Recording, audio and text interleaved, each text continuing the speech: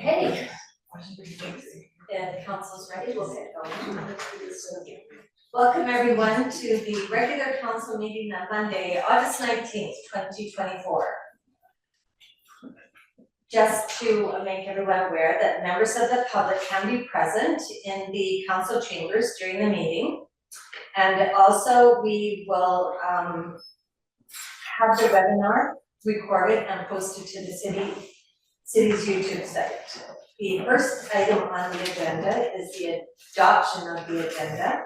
And the recommendation is that the agenda for the regular council meeting be adopted. Councillor Manson and Councillor Wilson. All those in favor? Thank you, carried unanimously.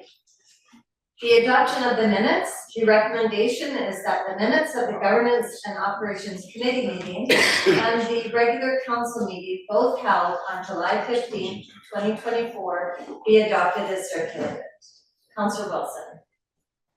And Councillor Hanson, thank you. All those in favor? Thank you.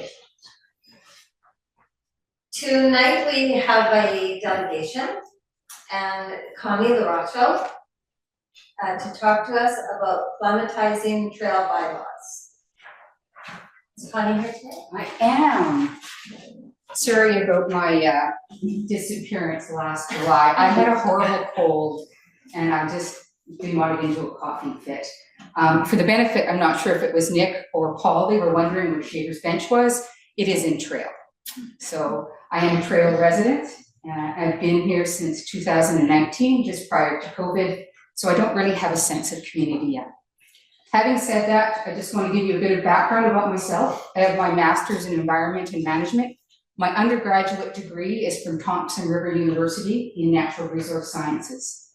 I was a professional agrologist specializing in indigenous plants and plant food systems.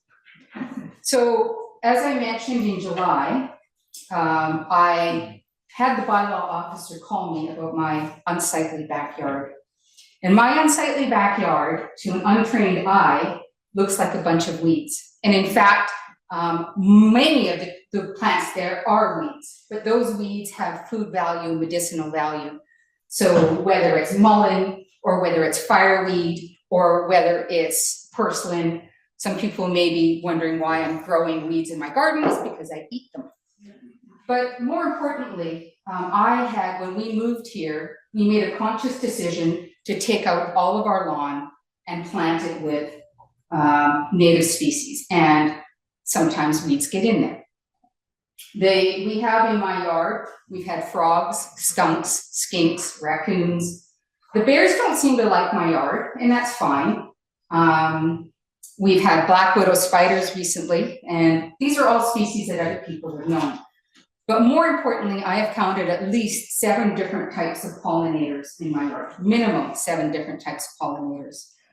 So I'm just going to, for the benefit of many here who probably also have gardens, but no pollinators, I'm going to talk to you about the background. So thank you, Tracy, for allowing me to come in and look through all of your bylaws.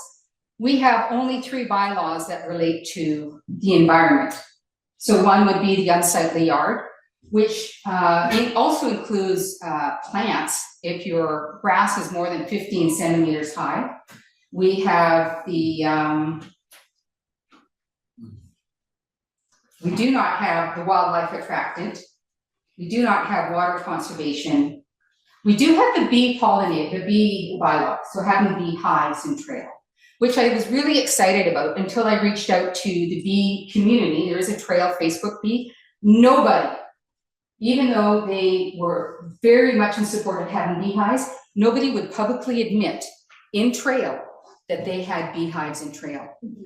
And when you read the beehive bylaw, which was written by professionals and by beehive people type here, they have put the requirements so stringent that'd be like saying, congratulations, you won a car, but you now must travel to China and get it yourself. So I would like us to look at the beehive bylaw, for instance. One of the things is that it requires that you have a 6-foot high fence. Well, you don't need a 6-foot high fence. You could have a 6-foot high barrier of some sort. I did send and forward an email to Tracy that she said that you were going to distribute to others from the International Bee Association, and they gave some wonderful examples on that. So instead of forcing people to have a 6-foot-high fence, there are other alternatives to alter the flight. The other bylaw that I wanted to talk about out of the three is the boulevard bylaw. So right now, the boulevard bylaw, not a single species that a citizen or a resident in trail can plant on the boulevard is actually native. So I would like to change that. I would like, and then we also say, for instance, you can plant evergreens. Well, Mahonia is an evergreen. It's a low drought-resistant shrub. Kinnikinnick is an evergreen. It is a low resistant shrub, low growing resistant shrub. So let's start looking at those. We have the community in bloom, and then we have boulevards that just look horrible because there are people calling bylaws on them if they want to plant this or if they want to plant that. I'd like to go even further with the boulevards. In Victoria, when I lived there for about 10 years, the condo association I had not spices, herbs, and they had little rocks, and people were allowed to harvest those herbs as they were walking by. I put my this on the Facebook. Other things that people wanted to talk about if you're going to be climatizing your bylaws are things like energy efficiency. Somebody mentioned solar for taxpayers. The Phelps soil remediation is not promoting xeriscape. Quite often you'll just see straight grass planted. Having educational gardens with QR codes, discussion of solar power panels in taxpayer paid buildings. This is just things that people have asked me to bring forward to you.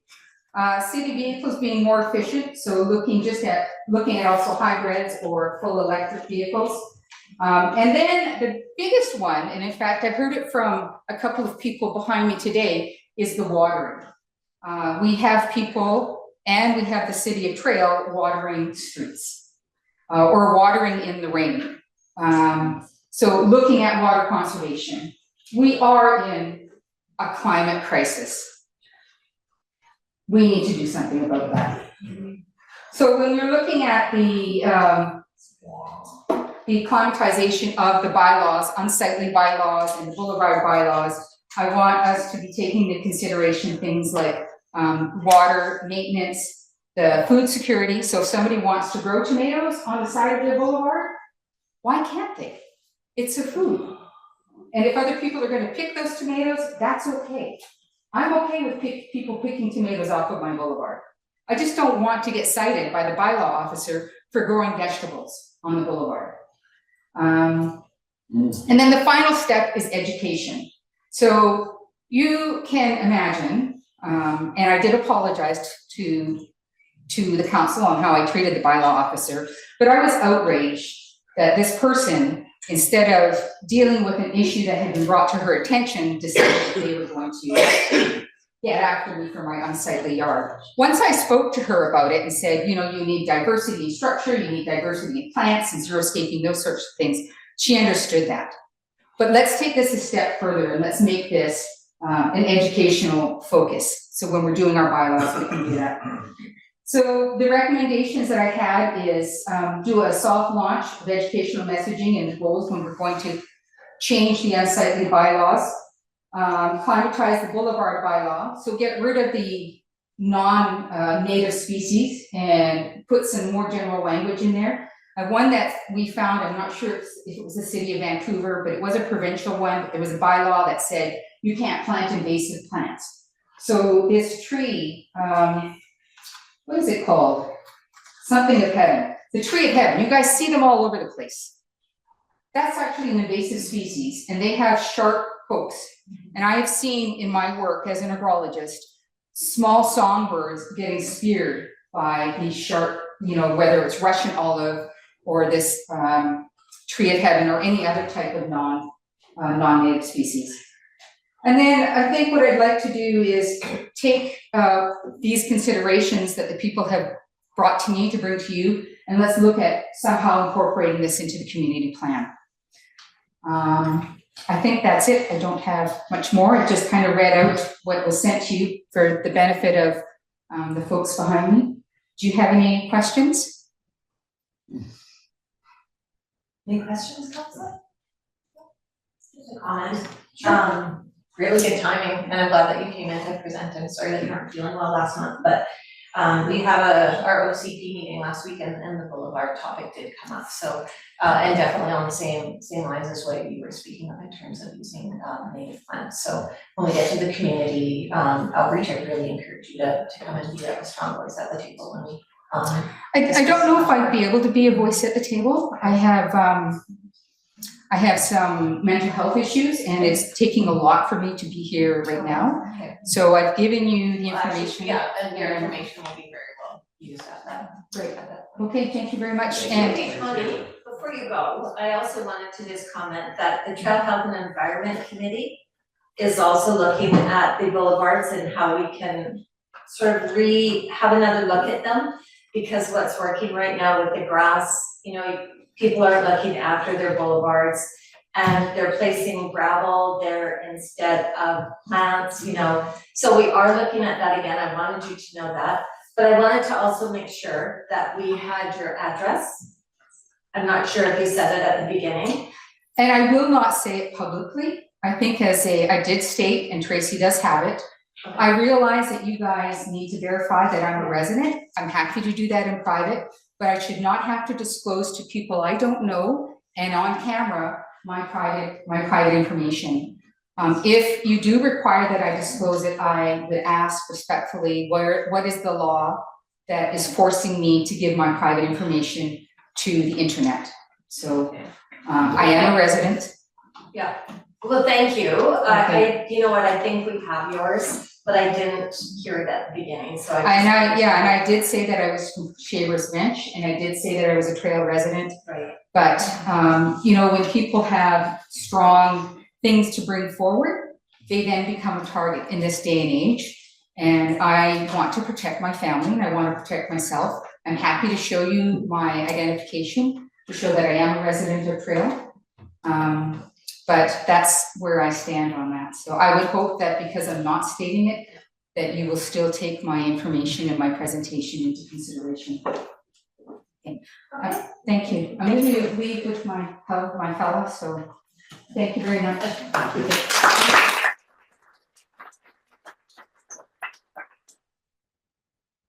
Okay, we are moving on to the public question period, and before we get there, I just wanted to reaffirm and read out the public question period opportunities. So question period is an opportunity for the public to ask questions about items ideally discussed at a current meeting. These questions or comments will be appropriate and respectful. Should council feel that your questions or comments are inappropriate, we will ask you to step away from the podium. I will make myself available at the end of the meeting if you wish to discuss the matter one-on-one.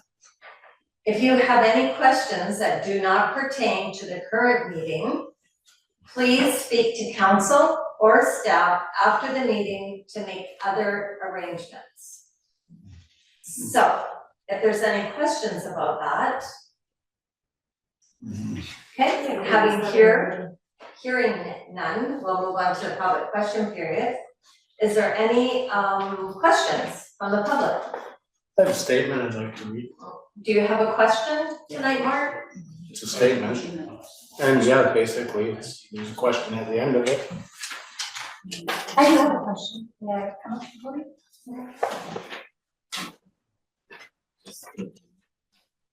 And I do need you to state your name and address, please. So my name is Amanda Giroux. I'm a registered massage therapist that works out of her home at 1360 Columbia Avenue. I have been dealing with a bit of issues in regards to addiction, not myself, but addiction in my area, as well as homelessness. And I just wanted to know what the immediate actions are being taken to address the safety risks posed by the homeless camps near the water, especially considering the recent explosion under the bridge. Okay, that question, that's not on the agenda tonight though. If you wanted to meet with Steph or myself after, can we see where that rule is?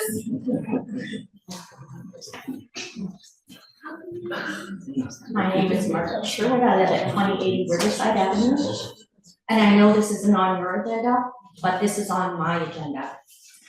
My agenda is the safety of my daughter, myself, and the safety and security of my home.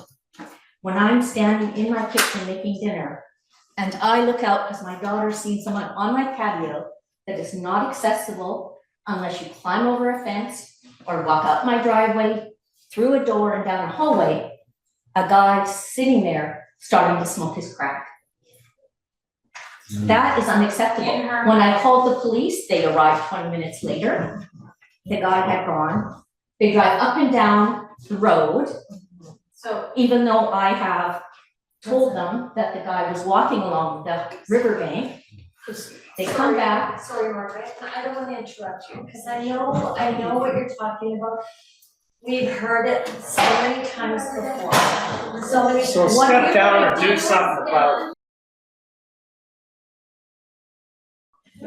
What are you gonna do about for the people of Riverside Avenue? What if my daughter was home alone and attacked by this guy? Okay. You guys do not care. We're going to read the report out that we have on the agenda. And we'll read that out right now and we'll go through it so you can understand what we're doing. You're to help doing the nothing. situation. Why is this guy on my Please. private patio? You've asked me a question, I would really like to answer it. Okay, what are you I'm trying doing? to be respectful. I'm going to ask Ms. Butler to read out the memorandum that we have on the agenda. Thank you. Okay, so, after the, incident on the Victoria Street Bridge. Explosion. Excuse me, Let's get it right. excuse me. I will speak to the memorandum that we wrote, explaining to council what is being done and the steps that were taken during the incident. So the background on the situation was on August 6, 2024 at 8:38 p.m. Trail and Greater District RCMP and the Kootenai Boundary Regional Fire Rescue responded to a fire underneath the west end of the Victoria Street Bridge in downtown Trail. Following the incident, the RCMP responded with a press release stating, "A camp located underneath the bridge caught fire and caused the closure of the bridge for approximately 1 hour while emergency crews extinguished it. First responders noted that the bridge sustained damage to electrical wiring and components. However, appeared to be structurally undamaged. No one was injured in the incident. A police investigator has spoken to an occupant of the camp and a person of interest and persons of interest and are seeking video surveillance of the area." So that was the press release from the RCMP concerning that night. The bridge was closed for an hour. Emergency health services were on site and access to the hospital on request remained open. It was pointed out that there were no requests from anyone to access the hospital during this time. KBRFR, we're focused on, this is the fire department, we're focused on responder safety, fire extinguishment, and damage inspection. While all of this was being managed, the fire department requested that YRB, which is the ministry's contractor, manage two-way traffic on the westbound bridge until it was deemed safe to reopen the bridge. The Ministry of Transportation and Infrastructure foreman cleared the bridge for operation prior to the YRB traffic control being set up. So it was done fairly quickly. Bylaw services worked diligently with the fire department, RCMP, and the ministry and the contractor YRB to ensure safety, cleanup, and security was in place. Bylaw services arranged the Public Works Department to assist YRB with the cleanup starting the morning of August 8th. Selkirk Security was on site from the time the scene was released by the RCMP and the fire department until the cleanup was completed at 11 a.m. on August the 8th, 2024. Staff Sergeant Kucinowicz stated the RCMP had not received calls to attend the encampment and that the individuals living there were fairly low-key and not causing any problems. Prior to the incident, bylaw services were actively working towards compliance with members of the encampment for removal. Bylaw services attended the site on August the 6th to initiate the removal of the camp. The plan was to have the camp fully removed and cleaned up on August the 7th. The two occupants were working with bylaw services to remove their camp and thankfully were not harmed in the fire. The land under the bridge is Crown land and the bridge belongs to the Ministry of Transportation and Infrastructure. Costs associated with the fire are the province's responsibility, but the city does budget to support minor repairs as needed, including repairs to the decorative lights. It's estimated that the total cost to the city is about $13,000. This includes repairs to the tech cables, aluminum cable trays, conduits, and pedestrian underpass lighting. Other costs included security, city labor, and equipment. If new parts arrived on time, the city intended to have the lights working by Friday, August the 16th, and I believe that was accomplished. What's next? Ministry of Transportation will be installing fences to prevent future incidents on both sides of the Victoria Street Bridge. Access to the sidewalks under the bridge will remain open to ensure safe passage for pedestrians. Fencing has been erected on both sides of the Columbia River Skywalk. This fence has sustained some damage, and as a preventative measure, the city will be pouring a concrete pad on the west side to prevent access under the fence. The city is also obtaining a quote to increase the fence area to the high water mark. Bylaw Services, RCMP, and the fire department will work together to stop any more camps being established under the bridges. Fencing in these areas will also support this effort. Bylaw Services will continue to remove camps on city lands each morning by 9 a.m. They will continue to actively attend all camps, working towards compliance and removing discarded items. The city, RCMP, and the fire department have limited powers to remove someone's personal property, such as propane tanks. If we do remove their ability to stay warm, cook, etc., we infringe on their charter protected rights to life, liberty, and security of a person. And we become responsible to find alternative solutions. Tents do not fall under the BC Building Code in any way, so the BC Fire Code does not apply. Bylaw Services will continue to seek cooperation and compliance with our unhoused population, encouraging removal of garbage, staying safe, accessing community resources, and cleaning up, including those areas not in our jurisdiction. Camps located on provincial or federal land, such as the one located on the floodplain between Gyro Park Boat Launch and the Victoria Street Bridge, are not under the city's jurisdiction when it comes to camp removal.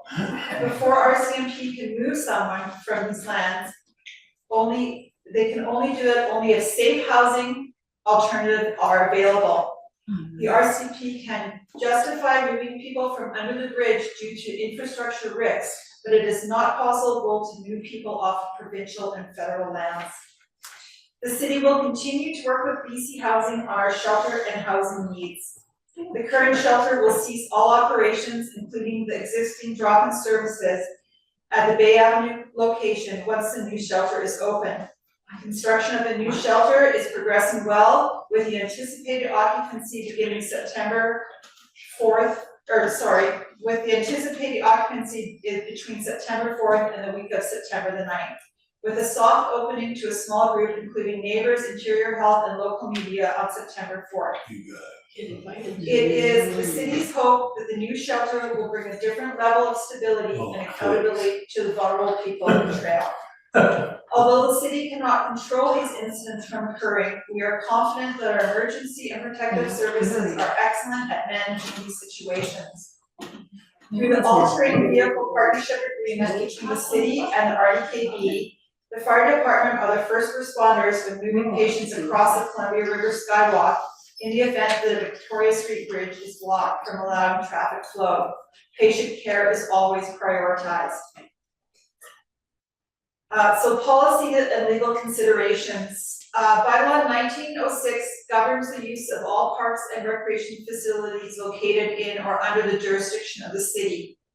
Article 10 of that bylaw reads, no person shall erect, construct, or build or cause to be erected, constructed, or built in or on any park or recreation facility, any tent, building, shelter, pavilion, or other construction whatsoever without the express permission of the city.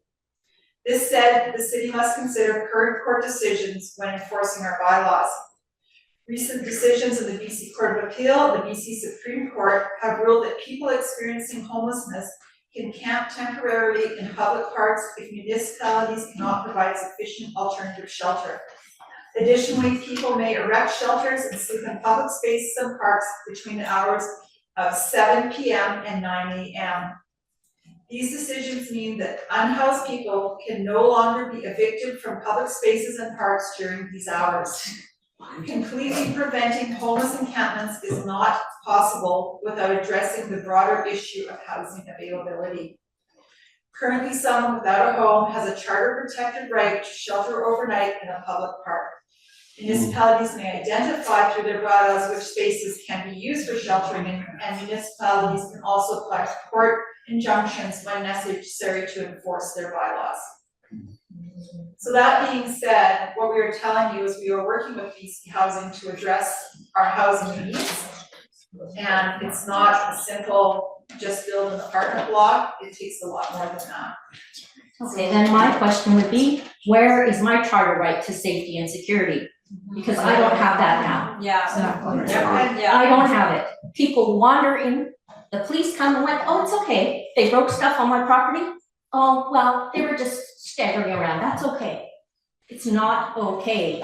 It's not okay. My daughter's home alone and someone like that comes on my property, that is not okay. What are you doing about that? We've had enough. Does someone have to die? Like, what's it gonna take for you guys to do something?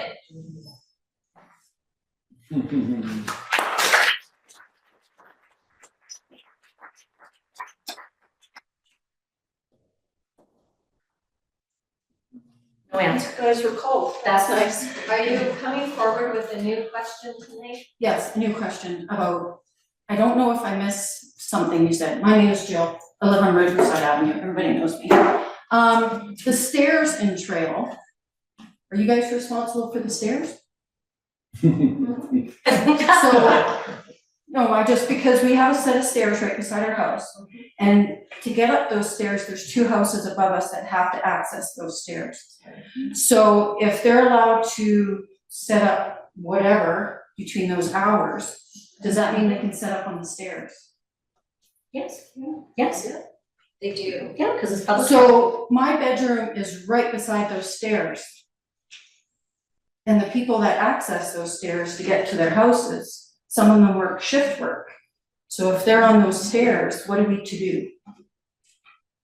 I don't know if if, our these guys bylaws- are just standing there, I don't know if they can answer it, Oh, cause they're already. they're police. I They don't know if they're We're allowed to answer. asking everyone to be respectful tonight, okay? Please. I Because in think the that's a past- pretty simple question to ask. In the past, we've had them on there and we've shoot them off, but with some of their mental issues, and then the drugs don't help. Like, it all mixes together. You're afraid to say anything because you don't know if they're carrying knives, which we have in our neighborhood, stuff like that, so I don't know what to do about it. And we have our dogs, and we've had someone threaten our dogs, so I don't know what to think, Okay. like if somebody can answer that, what to, like, is there bylaws or rules, or I don't know. We do not have a bylaw that says you can't camp on the stairs. Okay, that's what, I didn't know if I missed something But- somewhere. But we do actively work as best we can to speak with the homeless when they're in places where they've set up, where they're making people feel uncomfortable, and ask them to move. No, who, If you have a concern, call City Hall, we'll send out bylaw enforcement to see So what we then- can do about moving these people okay, and asking for compliance. what about in the middle of the night when they decide to show up and If they they set are off their causing- bangers and, If they're causing a problem, then you need to call the RCMP. But then the RCMP tells us that they're too busy and they don't have enough people to work. We phoned them and they said, we only have one person, we can't come. You know what I mean? Like, we're stuck in a rock and a hard place, like. I don't. Yeah, well, I mean, we have no one to call either, if bylaw isn't there, if they're not available. And if you're saying the RCMP are telling you they're not available, I'm really concerned with that comment, because I don't believe that the RCMP would put anybody in a position where their lives were threatened. Well, they did, so. And I don't mean to be offensive. But the way you said it and the way you said to me, my feelings right now feel like you're calling me a liar. Yeah. Yeah, exactly. Yeah.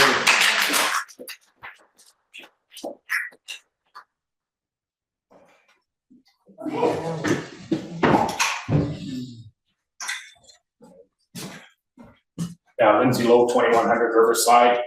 You've just done all that work down there around the old Rowledge Apartments.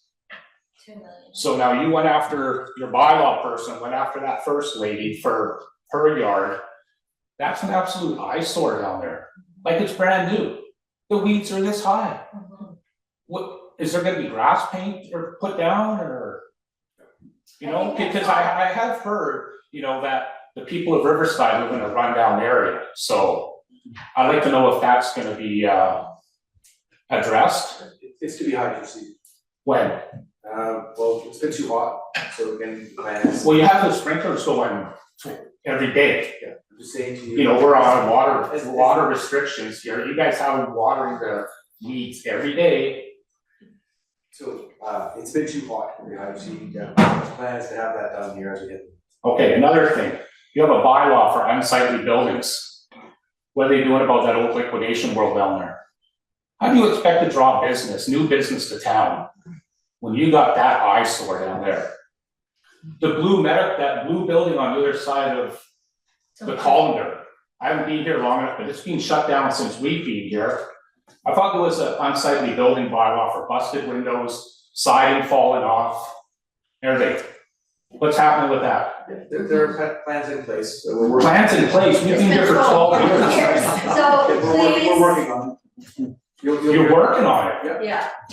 So do you have any other questions about anything on the agenda tonight? Well, you guys aren't answering, nothing, so Okay, I guess I'm thank done. you.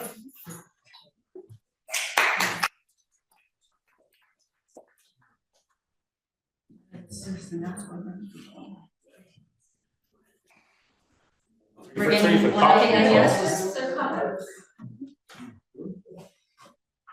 My name is Connie Cherry, I live on Third Avenue in Trail.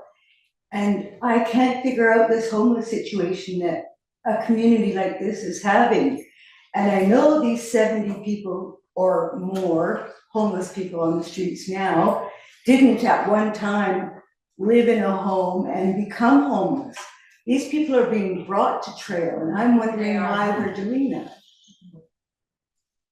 So I don't know if that statement is true. Yes. I can tell you what we're doing for the people on the street is we're trying to find housing for them and support and services. But why are we bringing them to Trail? Why are we bringing homeless people here and then trying to deal with them? I don't understand that. Good question.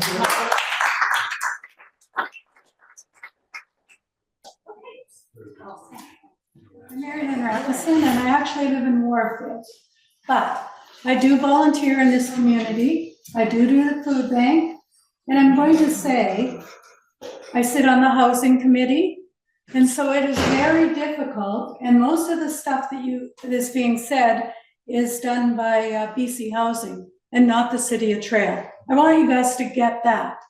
But we've had 2 fires at the United Church in the last month. I haven't seen anybody say a word about that. And if I had no money, no roof on my head, and a disability, and most of them do, and a drug addiction, I'd put myself in to say, how do you live like that? I understand why they're living on our street, and there's 50 people is my understanding, is what I hear in the housing committee, and we're gonna house 25 of them.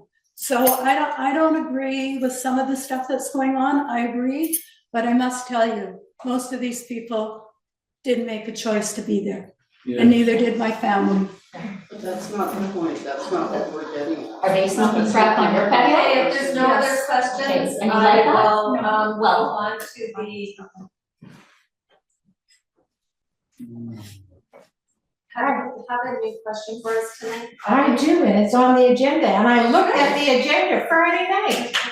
Yay. Audrey. Okay, Hey, thank you. sorry, Audrey, your name and address, please. My name is Audrey Durham. I'm here representing myself. I'm a business owner, and I live on Columbia Avenue, close to the walking bridge. On your agenda is the Public Safety Committee. And I'm not here representing Trail Neighbors to Neighbors. But my question is to do with that. I'm wondering, because you're voting on some policies that were changed tonight? Yes, we are. Policies, yeah. So maybe, I don't know, a month ago, I'm old, so time flies, I don't have the date, but Tanya was talking to Tracy about being on the committee. And I see that the new policies now say that you have to live in Trail to be on the committee. So when you're voting tonight, I wonder why, Colin, bless your heart, you live in Nelson. We have people that work for the city that don't all live in Trail. So I'm wondering why Tanya Finley can't even apply if you pass these. So that's my question. So please consider that. I've spoken with Sure. Mike. Yeah. Okay, I was gonna get the Yeah, chairs of the committee. but- Yeah, your worship, that policy went to our governance and operations committee meeting. Yes. And there was some amendments made, and they will be coming forward to the next regular meeting for adoption, So not tonight. not tonight. So I'm wrong, it's not on the agenda. Well, it was on the agenda, Yeah. on the agenda of the governance and operations committee. So that's like the first level of discussion, and then it will come back at the following regular meeting to be confirmed. So we'll be back on the agenda then. But from my recollection, there's nothing on that terms of reference saying that you have to be from the city of Trail. That is not stated in that policy. So she will be welcome. We will actually put forward her Well, the application. verbiage is like community member. Yeah, but a community member can mean many things. I didn't get the memo on community member. I thought you had to live in Greater Trail. I moved here 12 years ago and community member was between Roslyn and Fruitvale. So I don't know. Okay, So that's good news again. I'm gonna let Councillor Benson, answer that as well, she's, co-chair of the committee as well. I know, I read that, and thank you. And you're on it, and you're on it, and everybody that's in favor of safe injection is on it. I see that.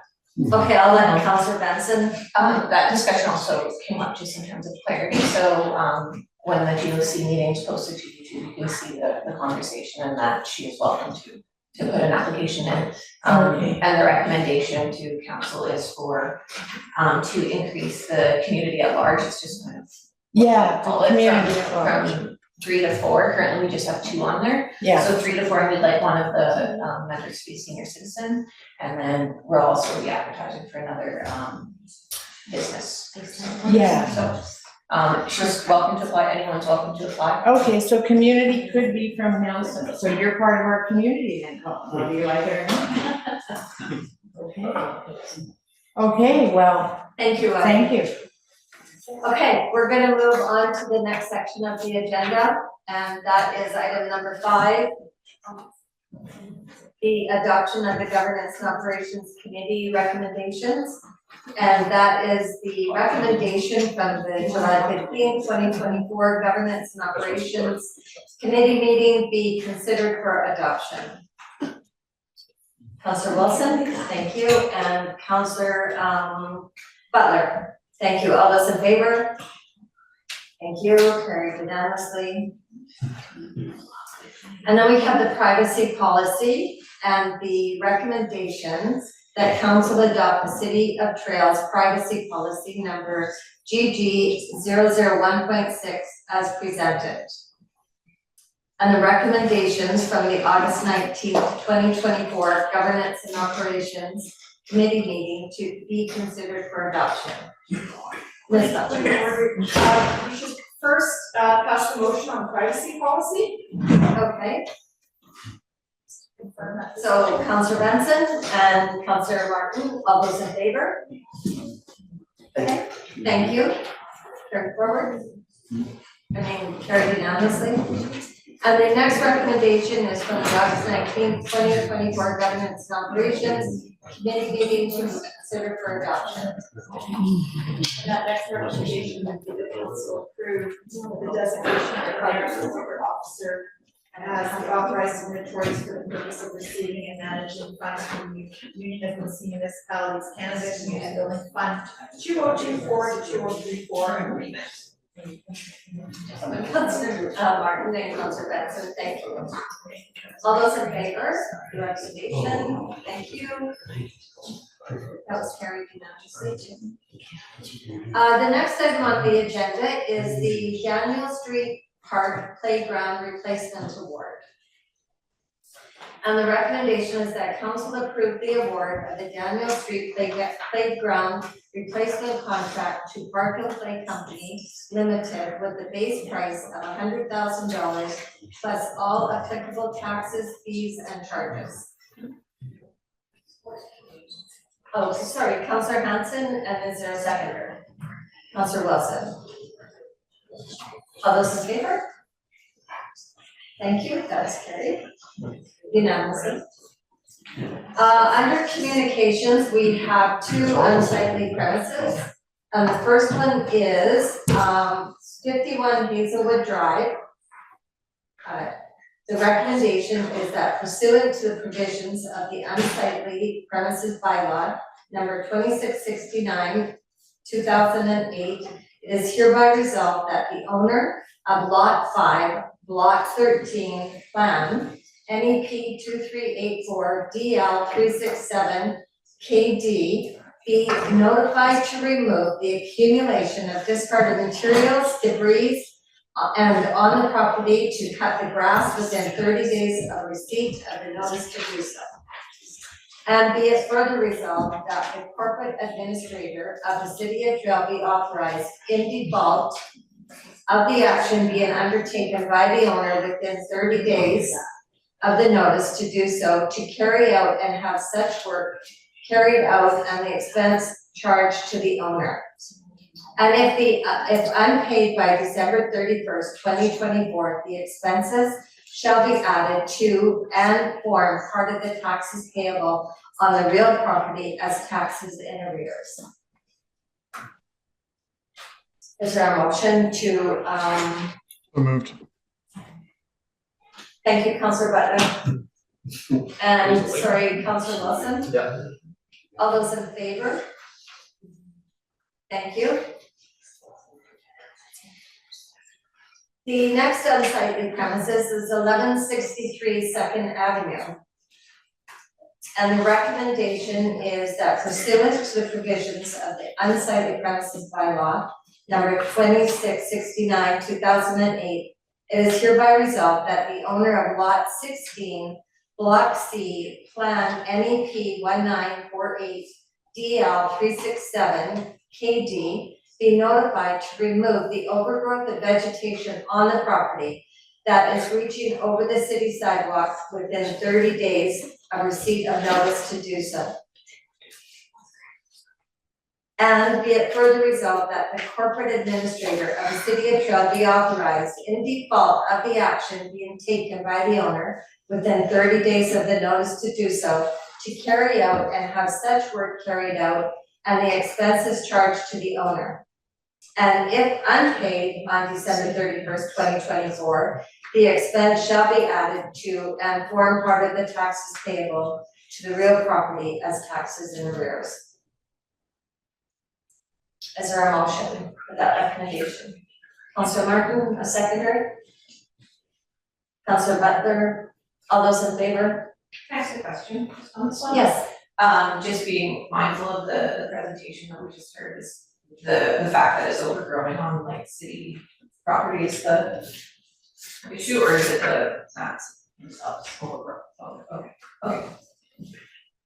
Thank you, Councilor. So all those in favor of the recommendation? Thank you, carried unanimously. So we have proclamations tonight, and there's 2 proclamations. And the recommendation is that the city proclaim July 21st to the 27th, 2024 as National Drowning Prevention Week, and September 12th, 2024 as United Way BC Day in the city of Toronto. Councillor Wilson? Councillor Martin, all those in favor? Thank you. And on to number 7, the bylaws. Trail Recreation Fee Amendment Bylaw number 2945, 2024. And the recommendation is that the Trail Recreation Fee Amendment Bylaw number 2945, 2024 be read a first, second, and third time.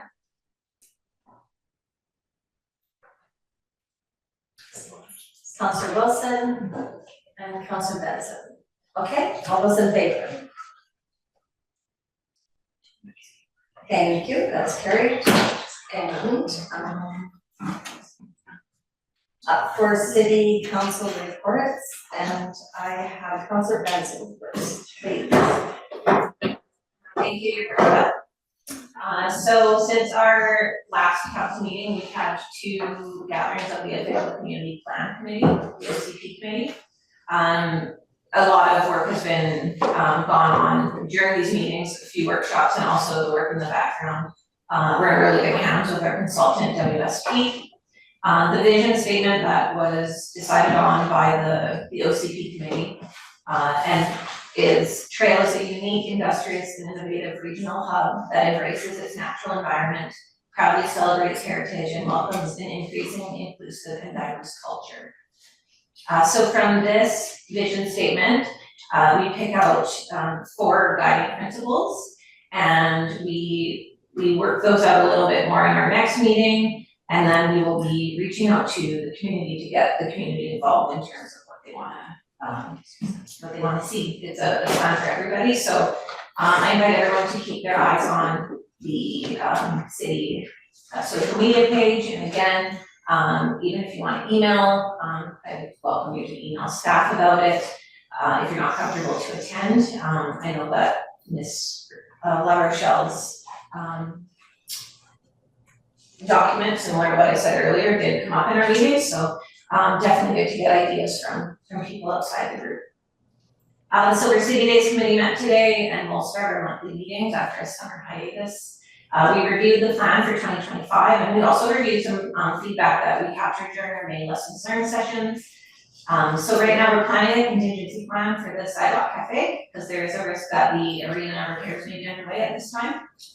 So we're gonna get on that early, and we also took feedback from the community and are actively looking into shade options for the food fair. Earlier today, we had a community safety task force meeting. I know Chair Martin will comment on it. I'll just comment on the stats that were provided to us from Sergeant Rosanovich on Q2. So in terms of criminal files that were open in Q2, 355, which is down from 416 in Q1. 186 thefts, down from 212. 19 assaults, down from 45. And 13 sexual assaults, which is up from 7. And we had a conversation about this increase, and they've lowered the reporting requirements for sexual assault, so it makes it easier for victims to report. If an incident happens, they can go to the hospital and they have these kits that they will use, and then they can store the kits either at the hospital or at the police station, and they'll have about a year, I think he said, to report. So it takes a bit of the stigma off of the victim, but also keeps the evidence in a good state for future. And I'll let Councillor Martin report on the rest of the events at the meeting. And that's my report. Thank you, Councillor Benson. Any questions for Councillor Benson? Okay, Thank you. Counselor Butler. Nothing to report this evening, Mayor Jones. I apologize for not being in council chambers. I'm attending a second family funeral this week in the Lower Mainland. Thank you. Thank you, Counselor Butler. Trying to get back online here. Counselor Cashel. Hi, thank you, Mayor Jones. I have nothing to report. Okay, thank you. Counselor Hanson. Thank you, Mayor Jones. I attended the Home of Champions Committee on July 16th, as well as the 2 OCP committee meetings. And I'm just so excited about the energy around the table and the vision and the great people we have working on this project. I also, with Councillor Butler, participated in an airport shuttle feasibility study with a consultant running it for the West Kootenays on August 1st, as well as attended the Downtown Trail Improvement Committee meeting on August 8th. And I am so thrilled to be able to report that the community futures with the Downtown Trail Improvement Committee has been successful in its funding application for the crime prevention through environmental design study. So something that we've been working for a number of months finally has come to fruition, and they are going to be reaching out to members of community and stakeholders to get feedback, to be able to work with the criminologist from Simon Fraser University, I believe, on and publishing a study for the whole region. So really excited about that. And that is all I have to report. And I hope you heard that. We did. Thank you very much. Okay, Councillor Martin. Thank you, Mayor Jones. On Wednesday, July 31st, I attended an RDKB board meeting in Grand Forks. The RDKB received a Fire Smart grant from UBCM in the amount of $905,228 for wildfire prevention and the Fire Smart program. The board approved an amendment to the 5-year financial plan to account for the increase to the budget for the Columbia Pollution Control Center wastewater upgrade. Of the $76 million project, the RDKB will be responsible for $30 million. He received a grant from the federal government of $25.2 million and a $21 million grant from the province. The board is also providing a letter of support to Casey Recycling for their application of a manufacturing jobs fund grant, which will enable them to expand their operations at their current site on Highway 22A. The board adopted a bylaw to amend the annual requisition limit for the Beaverdale Fire Service. Current taxation limit and budget do not support sufficient revenues to meet the long-term goals in training and equipment replacement. On Monday, August the 12th, I attended a South Kootenay Green Link meeting at the RDKB boardroom. Reviewed the final route from Red Mountain through to Fruitvale. The committee has applied for a grant to cover 50% of the cost of the planned development to date. The consultant has been asked to provide the committee with an estimate as to what the final cost of the completed project will be. When asked, he also said the project would take a number of years to complete. On Wednesday, August the 14th, via Zoom, I joined the BC Hydro Columbia River and Duncan Dam operations update. We're still in drought conditions. The rain has helped, and the levels of the Euro Lake are 12 feet higher than last year at this time. BC Hydro is still predicting the river levels will be the third lowest on the record. And as stated earlier, today we had a community safety task force meeting. I won't go into what Ms. Butler's report, because we discussed the report at the meeting today. The bridge fire is still under investigation.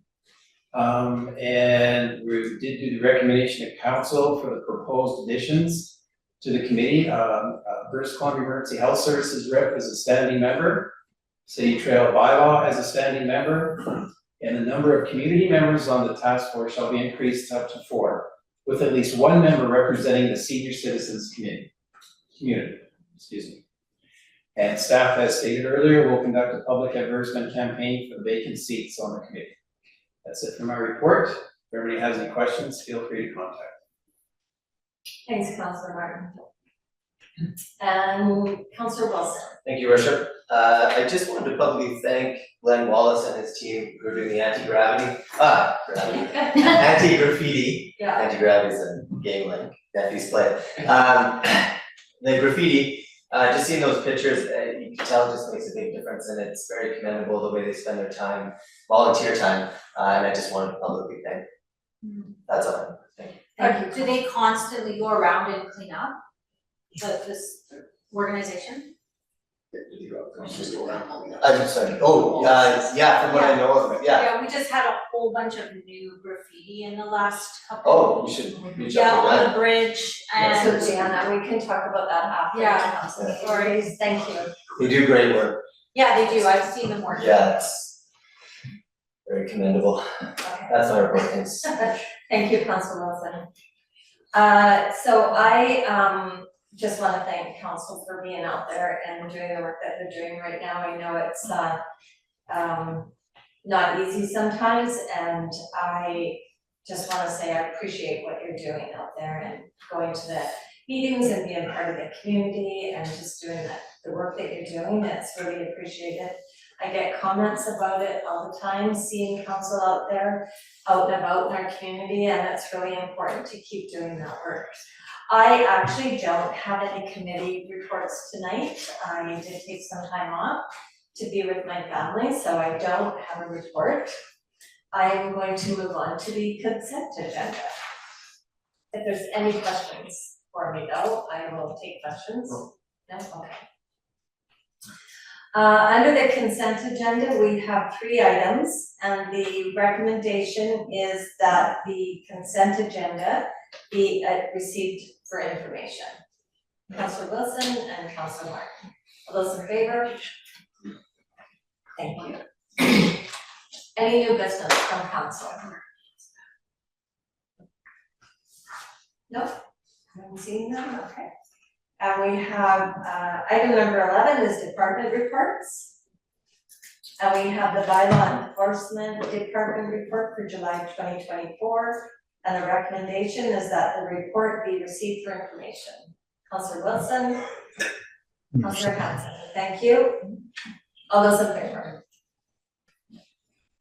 Carried unanimously, thank you guys. And the next item on the agenda is, Councillor Cashel has his hand up.